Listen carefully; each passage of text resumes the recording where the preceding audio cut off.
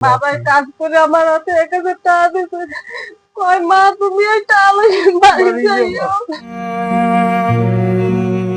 ছেলের কাপড়গুলো বুকে জড়িয়ে দরজার দিকে তাকিয়ে থাকেন, ভাবেন এই বুঝি ছেলে এসে বলবে মা ঢাকা থেকে চলে এসেছি।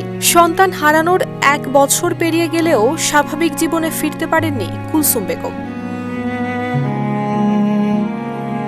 চাইলেও ছেলের কবরটা দেখতে পারেন না, কারণ বিগত সরকারের দমনপীড়নে মরদেহটা গ্রামে আনতে পারেননি। বাধ্য হয়ে ঢাকার কালশী কবরস্থানেই দাফন করতে হয়েছে। দীর্ঘ নিঃশ্বাস ছেড়ে এমন কথাই বলছিলেন মোহাম্মদ শহীদ হাওলাদার। আমরা বাবার রাইডি হসপিটালে যাই দেখি এই অবস্থা বাবা, তখন কি করবো? আমরা লাস্টে বাবার দেশে আনতে পারি না।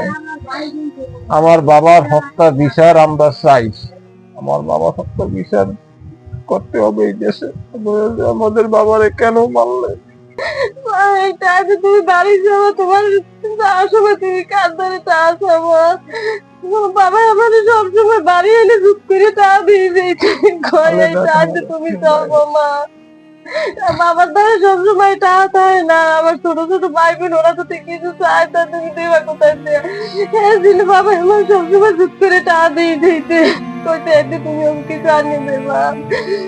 ঢাকার একটি কাপড়ের দোকানে কাজ করতেন ঝালকাঠির শেখেরহাট ইউনিয়নের বাসিন্দা মোহাম্মদ হৃদয় হাওলাদার। স্বপ্ন ছিল অল্প অল্প করে টাকা জমিয়ে বিদেশে পাড়ি জমাবেন, সেখান থেকে টাকা পাঠিয়ে গ্রামের জীর্ণশীর্ণ বাড়িটি মেরামত করবেন। কিন্তু সেই স্বপ্ন যেন থেমে গেল প্রাণঘাতী বুলেটের সামনে। ২০২৪ সালের ১৯ জুলাই আন্দোলনে অংশ নিয়ে ঢাকার মিরপুর ১০ এলাকায় পুলিশের গুলিতে শহীদ হন মোহাম্মদ হৃদয় হাওলাদার। শিয়া বাটার ও ভিটামিন ই সমৃদ্ধ লিলি হালাল বিউটি সোপ, তারুণ্যময় উজ্জ্বল ত্বকের জন্য।